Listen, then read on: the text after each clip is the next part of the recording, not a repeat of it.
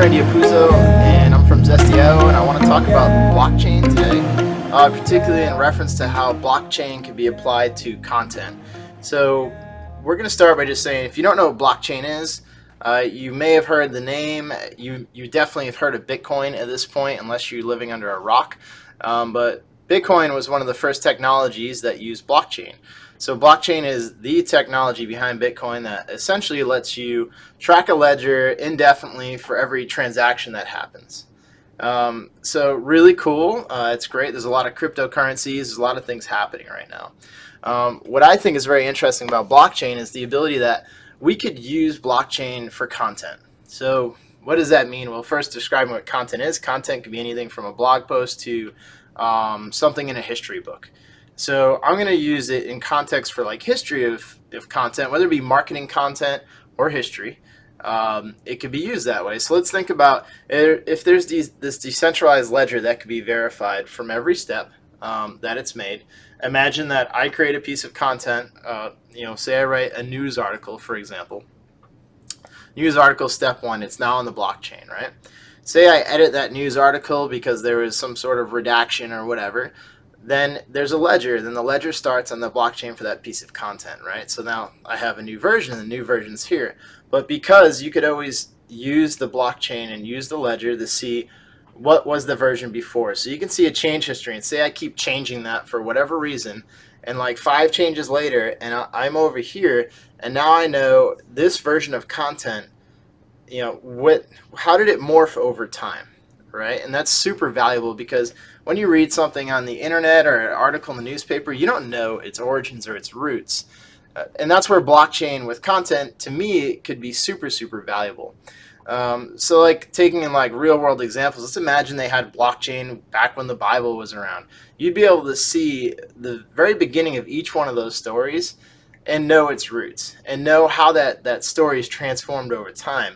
I mean, you could even do an experiment of all the different versions of the Bible that was ever printed. I don't know how many printings there are, but I know over the last 2,000 years, there's all sorts of different stories told in different ways, depending on the culture that adopted it. But being able to have a blockchain ledger for that original story, you'd be able to see the trace of time and how it changed over time and where it started. So you'd be able to verify who started that content, who owned it from the beginning, and how it's changed over time, whether it was changed maliciously or for whatever purpose.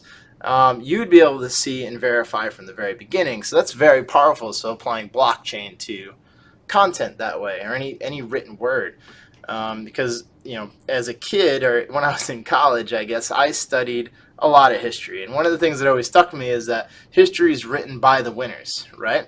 So in this world, it's not written by the winners. You could see if the winners manipulated history in their favor, and you'd always get to see the loser's perspective too, because it'd all be traced inside of a blockchain. So like another valuable thing is that imagine I write an article, right? First ledger starts in the blockchain, and then I put it out there, right? I don't change it.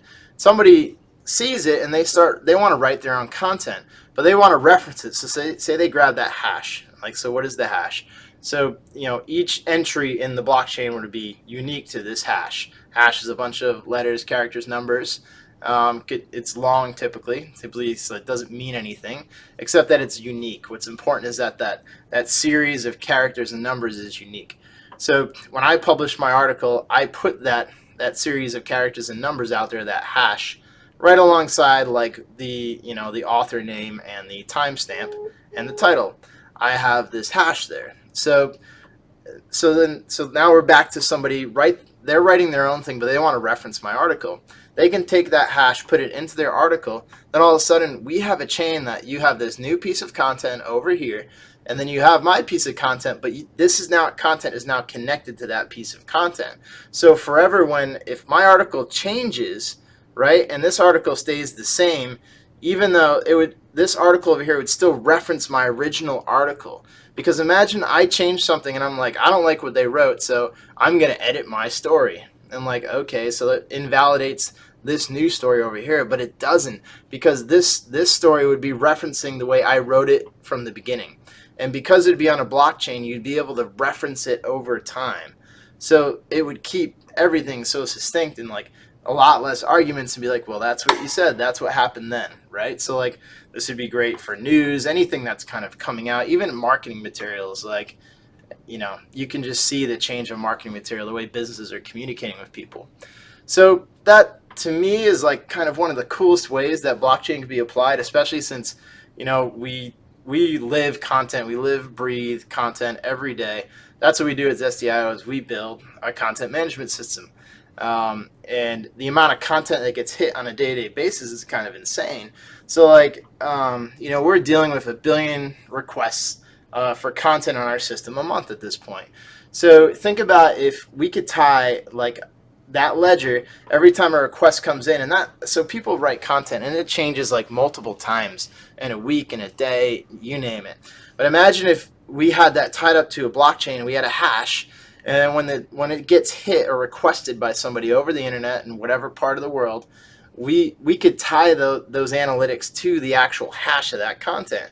So we could say, hey, this user visited this version of your content this many times. And then at the end of the month, we could say that of all the versions of the way you changed your content, this particular version was the most popular.